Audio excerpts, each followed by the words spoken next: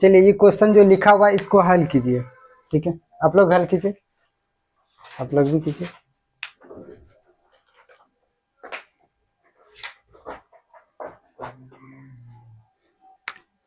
चलिए इसका हल करते हैं हम लोग। अब देखिए इसको ये वाला फॉर्म में है, मतलब लाना पड़ेगा, ठीक है। इसको लिखना है इसका फॉर्म में, तो कैसे लिखिएगा? तो सबसे पहले 0.67 जो है इसका पॉइंट हटाने पर कितना आएगा? 2 जीरो आएगा। अब इसको क्या करना पड़ेगा? इसका फॉर्म में लाने के लिए ये नीचे जो है इसका करना पड़ेगा आपका अभाज्य गुणनखंड। जैसे इसका करेंगे कितना लिखेगा? 50, फिर 25, फिर 5, फिर 5, 1।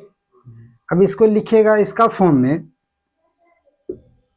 p बाय 2 पर पावर m इंटू 5 पर पावर m के रूप में लिखिएगा।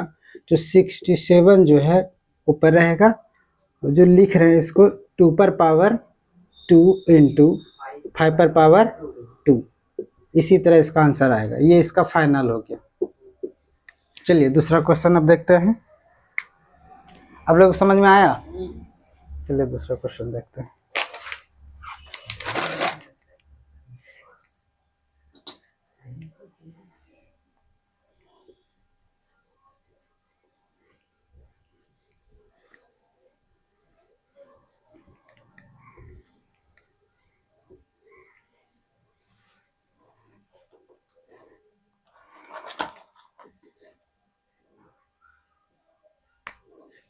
दो लगातार, दूसरा क्वेश्चन है, दो लगातार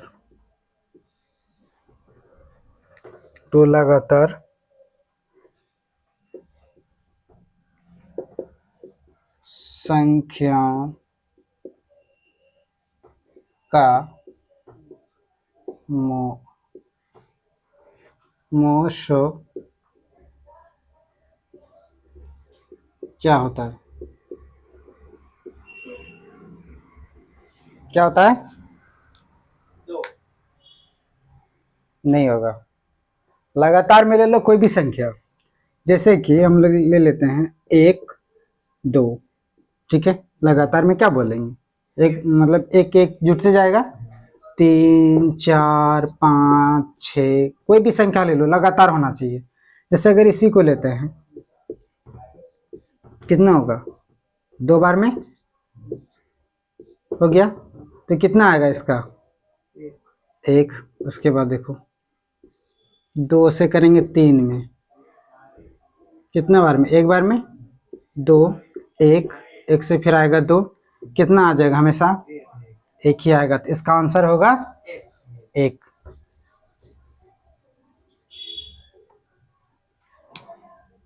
इसका आंसर हो जाएगा आपका 1। चलिए दूसरा क्वेश्चन देखते हैं।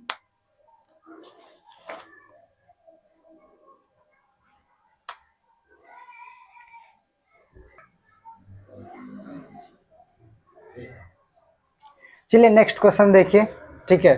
देखिए क्या लिखा है? 192 के अभाज्य गुणनखंड में 2 का घात क्या है, इसको बताना है, ठीक है। तो इसमें क्या करना पड़ेगा? अभाज्य गुणनखंड विधि से इसको बनाना है 192 को। तो 192 को करो अभाज्य गुणनखंड विधि से हल, ठीक है। 3 नंबर क्वेश्चन का है ये। चलिए पहले 2 से करेंगे तो कितना होगा? फिर इसको करेंगे 2 से,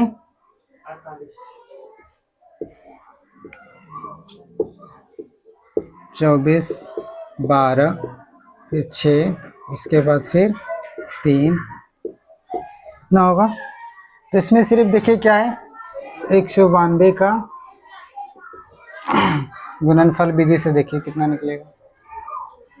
2 इंटू 2 कितना? 2 4 हो गया।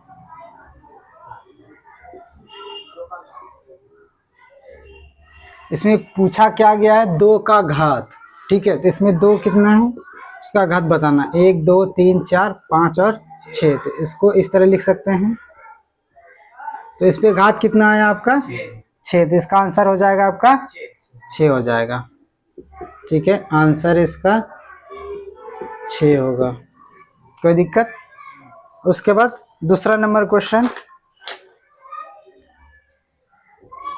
नेक्स्ट। ठीक है,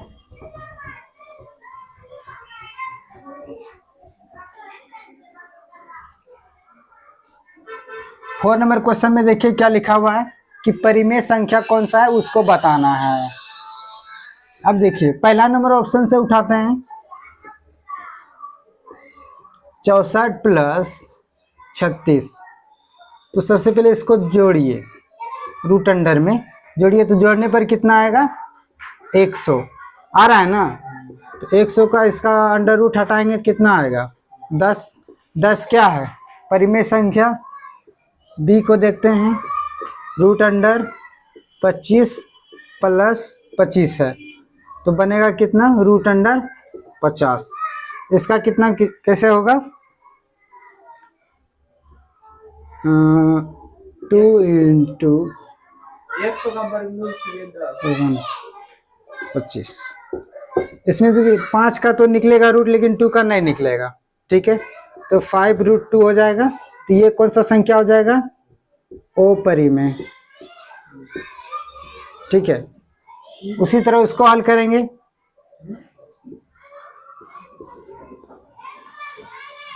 रूट अंडर 49 प्लस 49, तो कितना हो जाएगा आपका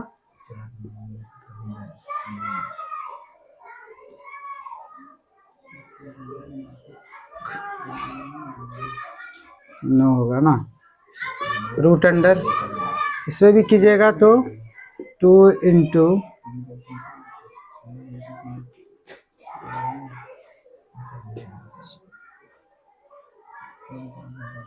ऐसे होगा। इसका भी देखिए 49 का जाता है कितना आपका 7, और 2 बच जाएगा रूट में अंदर में, तो ये भी क्या हो जाएगा वो परिमेय संख्या ही होगा। इसलिए पूछा मेरे पास क्या गया है परिमेय संख्या क्या, तो इसमें ऑप्शन में क्या है आपका रूट अंडर 64 प्लस 36, तो इसका आंसर यही हो जाएगा। ठीक है, कोई दिक्कत?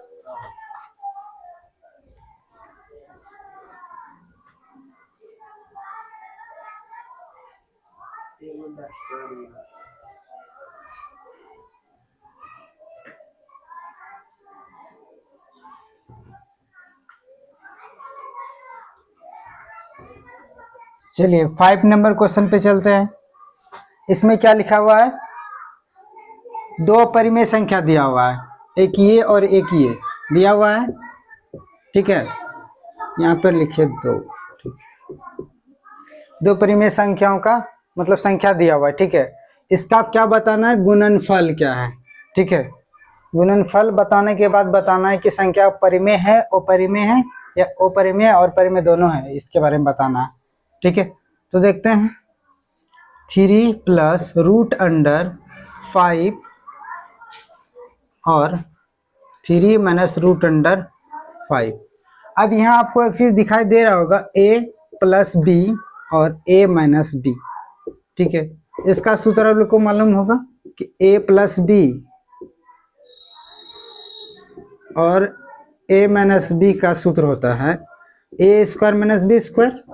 तो सीधा क्या करेंगे हम लोग 3 का स्क्वायर माइनस रूट अंडर 5 का स्क्वायर, तो करने के बाद कितना आ जाएगा आपका 9 और इसका हो जाएगा आपका 5, घटने के बाद आ जाएगा आपका 4।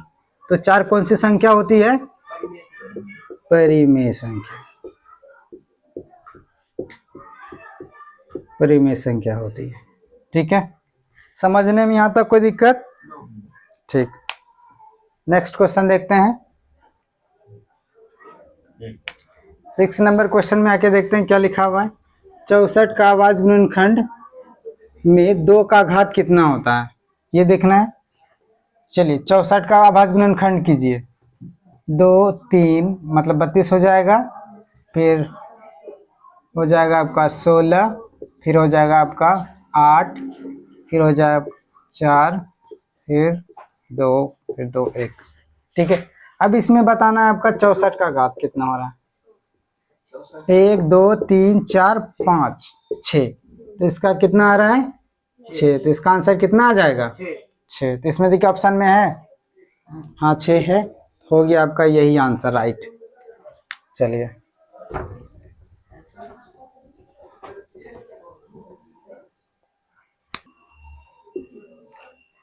अब 7 नंबर क्वेश्चन पे आते हैं।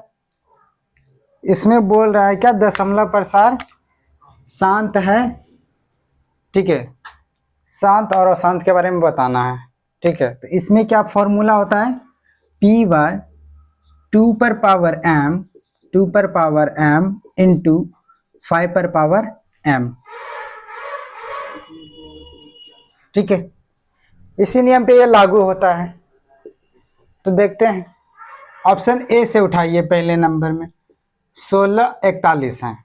देखिए इसका कीजिएगा आप अभाज्य गुणनखंड तो कभी होगा नहीं होगा, इसको करिए कैंसिल।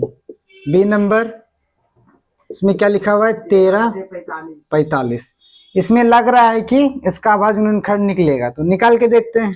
45 का 15 या 45, फिर 5 3, फिर 3 तो 1, तो इसका कितना आएगा 3 पर पावर 2 इंटू 5 पर पावर 1, बट इसमें अगर हम p लिखते हैं या कोई भी, हाँ इसमें लिखते हैं p। तो देखिए यहाँ पर ये जो शर्त जो आपके पास दिया रहता है वो ये रहता है कि 2 पर पावर m होगा और 5 पर पावर n होगा। यहाँ पर देखिए 5 पर पावर m है, ठीक है, लेकिन 2 नहीं है। इसके अलावा अगर कोई भी संख्या आ जाए क्वेश्चन में तो वो आपका अशांत हो जाएगा, ठीक है। इसके हिसाब से आपका मतलब ऑप्शन बी के हिसाब से ये अशांत हो जाएगा। क्या होगा अशांत, अशांत होगा, ठीक है। हमको सिर्फ निकालना है शांत क्या होगा, ठीक है। ऑप्शन अब सी पे चलते हैं, ठीक है। ऑप्शन सी पे क्या है 19/80, तो 80 का निकलेगा अभाज्य गुणनखंड, तो 80 का अभाज्य गुणनखंड निकालिए। 2 से कीजिएगा तो कितना होगा 40, फिर 2 से कीजिएगा 20, फिर 2 से कीजिएगा 10, फिर 2 से कीजिएगा 5, फिर 5 से कीजिएगा तो 1। इसका अभाज्य गुणनखंड लिखिएगा तो किस तरह लिखिएगा, देखिए कितना है 19 इस नियम पे लागू करना है 1 2 3 4, तो 2 पर पावर कितना है 4 और 5 पर पावर कितना है 1। अब देखिए ये इसका शर्त को पूरा करता है, इसका अर्थ ये है कि यही मेरा राइट आंसर है, यही है आपका शांत, ठीक है। बाकी सब क्या है अशांत है। बात समझ में आ गया। नेक्स्ट क्वेश्चन देखते हैं अब 8वां नंबर। इसमें पाई बाय 3 लिखा हुआ है। इसमें बताना है कि परिमेय संख्या है या अपरिमेय संख्या है। पहली बात, पाई हमेशा अपरिमेय संख्या होता है। पाई जो है आपका हमेशा अपरिमेय संख्या होता है, ठीक है। और संख्या दिया रहेगा तब परिमेय संख्या होती है। जैसे अगर 22/7 होगा तो ये क्या होगा परिमेय संख्या होगा, ठीक है। चलिए, तो इसमें जो पाई लगा रहा था रहेगा तो वो परिमेय ही होगा। उसका कहानी खत्म हो गई। कोई दिक्कत?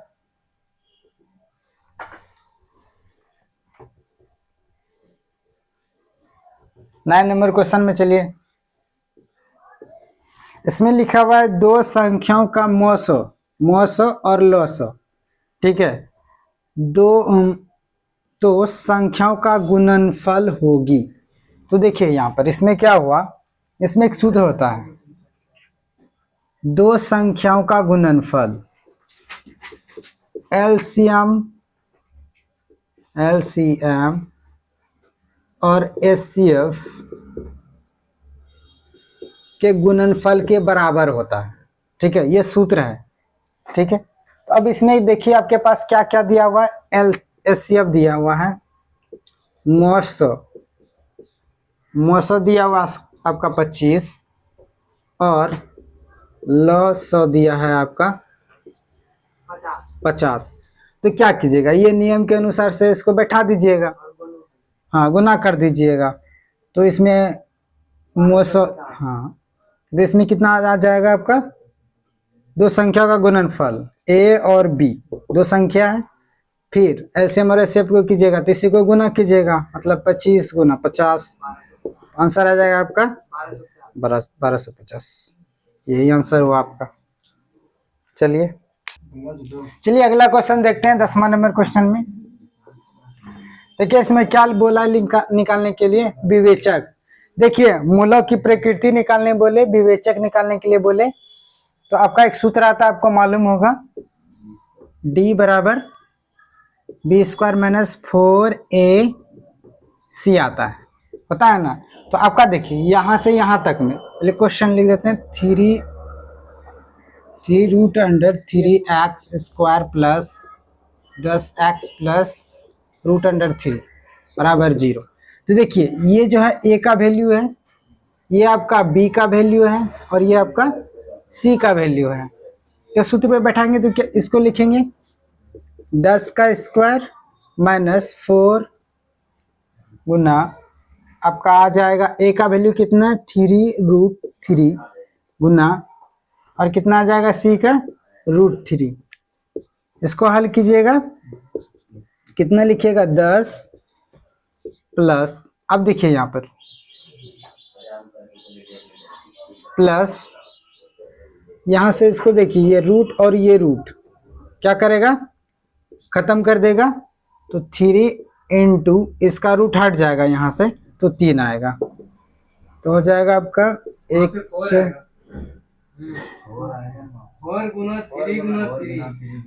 अच्छा सॉरी 4 इंटू 3 इंटू 3, ठीक है। अब यहाँ देखिए नोचा की 36, यहाँ से हो जाएगा आपका 9 नोचा की 36, तो यहाँ कितना आ जाएगा आपका 64, ठीक है। अब देखिए यहाँ पर चेक ये करना पड़ता है, डी क्या हुआ, डी ग्रेटर देन 0 है, ठीक है ना, डी 0 से क्या है, बड़ा है, तो इसका हो जाएगा मूल वास्तविक और समान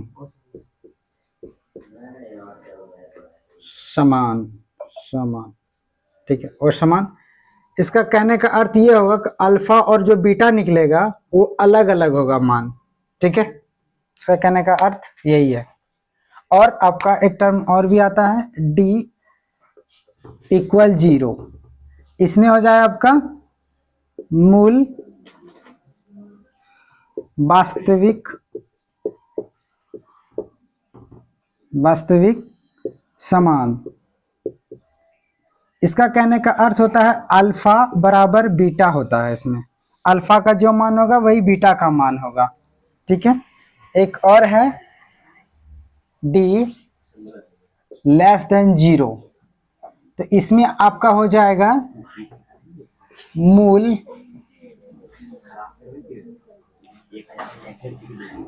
वास्तविक नहीं, इसका कोई हल नहीं होगा, ठीक है। ये 3 टर्म होता है इसमें, ये भी आपका काम में आ जाएगा।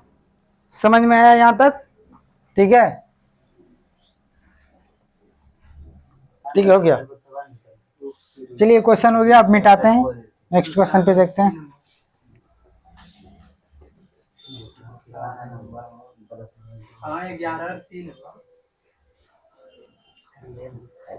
चलिए 11 नंबर क्वेश्चन पे चलते हैं, ये कंप्लीट हो गया 10 नंबर, अब 11 नंबर पे चलते हैं।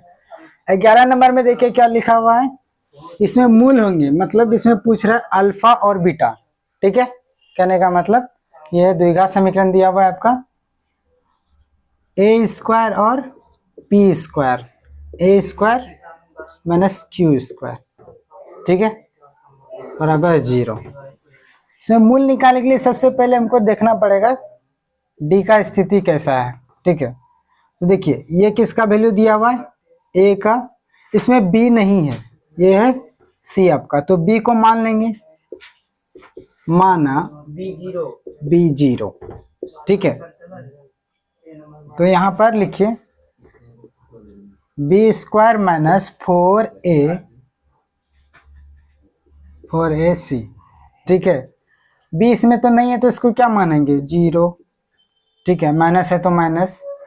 अब देखिए 4, ए की जगह क्या लिखा हुआ है आपका, ए स्क्वायर और पी स्क्वायर।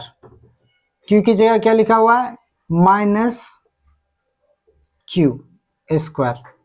तो इसको हल कीजिएगा तो कैसे लिखिएगा, माइनस और माइनस यहाँ से क्या हो जाएगा, प्लस। प्लस को लिखा नहीं जाता है, वो छुपा रहता है।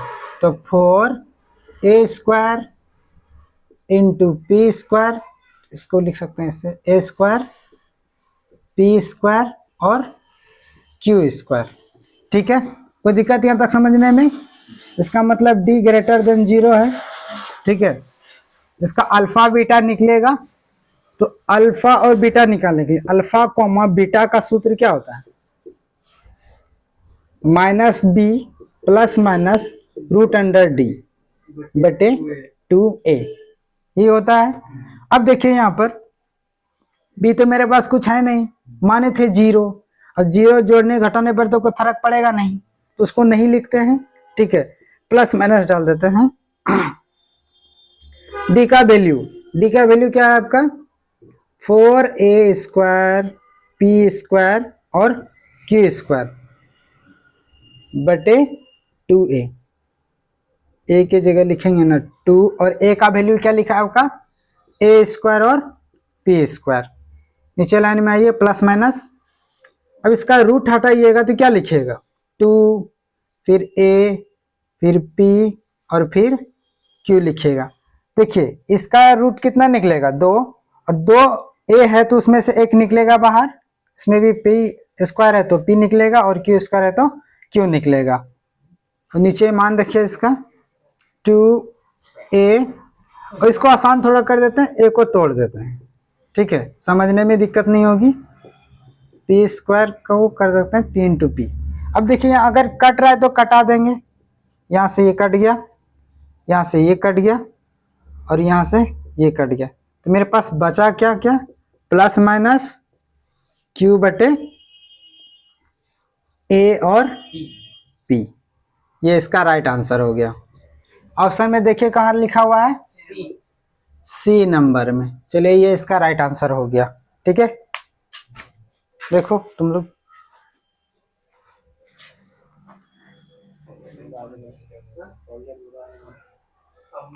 चलो आगे चलें, ठीक है।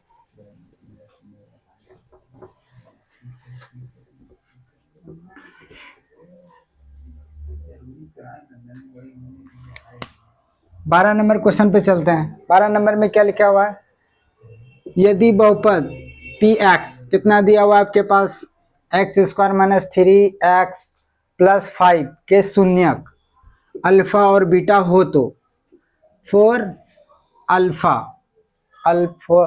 इंटू अल्फा प्लस बीटा, ठीक है। तो इसका पहले लिखते हैं question, x² minus 3x plus 5, ठीक है। इसमें बनाना किस पे है, 4 अल्फा प्लस बीटा, ठीक है। इसमें से आपको एक सूत्र होगा बहुपद में, नहीं ऐसे होता है, x² minus alpha plus beta, फिर x, फिर प्लस अल्फा इंटू बीटा। मालूम होगा आपको, आप सबको, ठीक है। अब देखिए ये इसका वैल्यू बताता है और ये इसका वैल्यू बताता है कि नहीं, ठीक है। इसके हिसाब से इस पर बैठा देंगे। 4 अल्फा प्लस बीटा का क्या दिया हुआ है, 3, ठीक है। तो 3 लगा देंगे यहाँ पर, 4 अल्फा प्लस बीटा, तो अल्फा प्लस बीटा का वैल्यू कितना हो गया, अल्फा प्लस बीटा का वैल्यू कितना दिया है, 3। तो यहाँ बैठा दीजिए आपको 3, तो कितना हो जाएगा आपका 12। देखिए 12 आंसर कहाँ है लिखा हुआ आपका, ए नंबर में, ठीक है। कंप्लीट हो गया आपका। देखो कोई दिक्कत समझने में, ठीक है।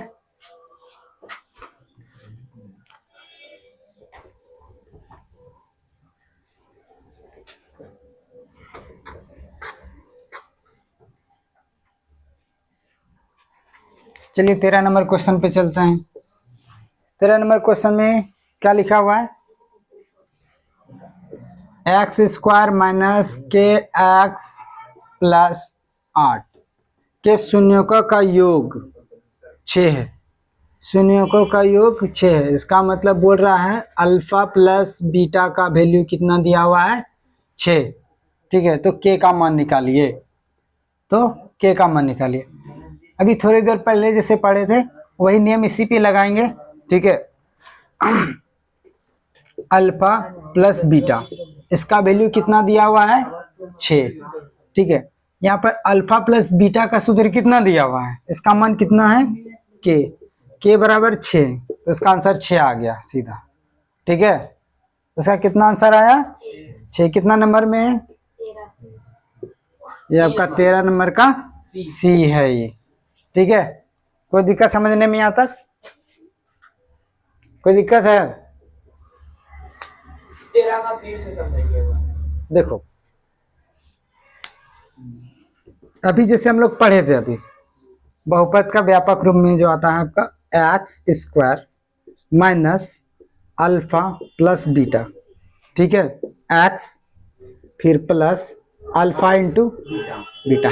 ठीक है, इसी को जैसे लिखते हैं A X square minus B X plus C, पता है ना? तो ये बी जो है, बी वैल्यू किसका होता है? अल्फा प्लस बीटा का। और सी क्या होता है? अल्फा इंटू बीटा का। ठीक है, तो यहाँ देखो मेरे पास ये खुद बोला है कि शून्यों का योग 6 है, मतलब अल्फा प्लस बीटा का वैल्यू कितना दिया मेरे पास? 6 दिया है। और इसके हिसाब से, इस क्वेश्चन के हिसाब से देखो अल्फा प्लस बीटा का वैल्यू कितना दिया है मेरे पास? अल्फा प्लस बीटा 6 दिया है। तो उसके जगह पर क्या लिखा हुआ है? के लिखा हुआ है, लिखा है ना?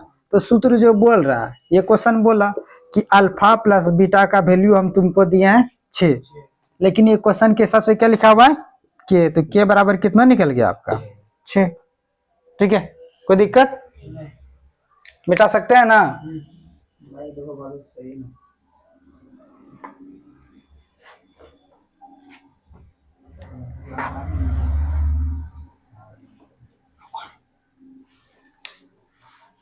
ठीक, चलिए 14 नंबर क्वेश्चन पे चलते हैं।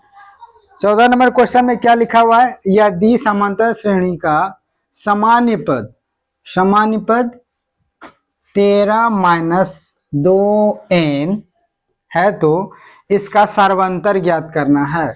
मतलब कॉमन डिफरेंस, सार्वंतर ज्ञात करना है इसका, सार्वंतर। ठीक है, ज्ञात करना है। तो देखिए जहां इस टाइप का क्वेश्चन में जहां n लिखा हो, ठीक है, जहां n लिखा हुआ हो तो n का मतलब होता है नेचुरल नंबर, मतलब प्राकृतिक संख्या। प्राकृतिक संख्या कितना से स्टार्ट होता है? 1 से। 1 2 3 4 dot dot dot dot dot, एकदम सॉन जाते रहेगा अनंत तक। ठीक है, तो अब इसमें सिर्फ मान लगा दीजिए। ठीक है, 13 माइनस 2n, तो यहाँ n मानिए, n बराबर 1 मानिए, तो क्या लिखिएगा इसको? 13 माइनस 2 गुना 1 बराबर कितना? 13 में 2 घटेगा, कितना हो जाएगा आपका? 11। ठीक है, एक नंबर आया मेरे पास AP का प्रथम पद में, पहला नंबर में क्या आया आपका? 11।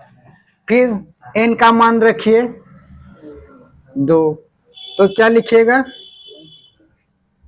13 माइनस 2n, तो 13 माइनस 2 गुना 2, 13 माइनस 4, तो कितना हो जाएगा आपका? 9। 9 4 13 होगा, कितना हो गया? 9। ठीक है, और एक निकाल लेते हैं। n का मान रखिए 3। ठीक है, तो 13 माइनस 2 गुना 3, तो कितना हो जाएगा आपका? 13 माइनस 6, तो कितना हो जाएगा आपका? 7। ठीक है, तो कितना आ गया मेरा? 7। अब जानते हैं सर्वांतर निकालने के के लिए क्या करना पड़ता है, दूसरी पद में पहली पद को क्या करना पड़ेगा, -2 घटाना पड़ेगा।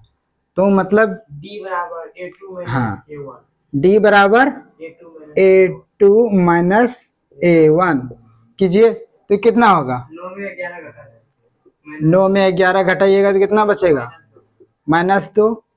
और देखते हैं, इसको इसमें घटा के देखते हैं। d बराबर यहाँ a1 हो गया, ये a2 हो गया, ये 3 हो जाएगा। तो इसमें सार्वंतर का मतलब समान अंतर होता है, ठीक है। तो इसमें क्या हो जाएगा आपका 7 में, मतलब हो जाएगा आपका a3 में a2 घटेगा। तो मतलब 7 में 9 को घटाइए, कितना आ जाएगा -2। इसमें -2 कॉमन डिफरेंस आ रहा है, तो इसका आंसर कितना हो जाएगा आपका -2। ठीक है, कहाँ लिखा हुआ है -2, डी नंबर। कंप्लीट, समझने में कोई दिक्कत, ठीक है आगे चलें।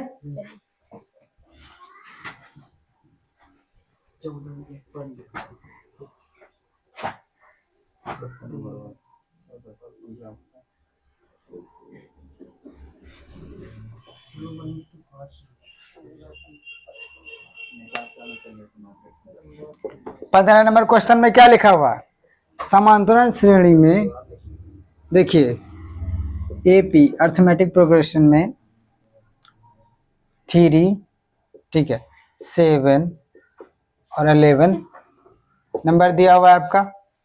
कितना पद निकालना है, 14वां पद निकालना है, ठीक है। n 14 निकालना है आपको, निकल जाएगा, कैसे निकलेगा, 1/3 बोलते जाइए। 1/3 n/14 d/4 55 आंसर आएगा। ठीक, अब देखिए सही से एकदम सीधा चलते हैं, एकदम थोड़ा विस्तार से। तो इसमें इसको घटाइएगा तो क्या निकलेगा, डी निकलेगा आपका, कितना आ जाएगा डी आपका 4, ठीक है। प्रथम पद कितना निकलेगा 3, और n पद निकालना, n कितना है मेरे पास 14 है ना। तो इसको क्या निकालना पड़ेगा, a14 बराबर a plus n-1 into D, ठीक है। तो अब a की जगह कितना है 3 प्लस n की जगह कितना बोला है 14, 14 में 1 घटेगा, फिर डिफरेंस कितना है 4, 3 प्लस 13 गुना 4, 13 चौके 52, 13 प्लस 52 तो कितना हो जाएगा 55। इसका राइट आंसर कितना आ जाएगा 55। चलिए एक तरीका और भी है, ठीक है। जैसे आपका है n14 पूछा है ना, तो इसको एपी का व्यापक रूप आप लोगों को मालूम होगा कैसे होता है, ए प्लस डी, ए प्लस 2d, ए प्लस 3d, ए प्लस 4d, ऐसे करते करते 100 अनंत तक जाता है, ठीक है।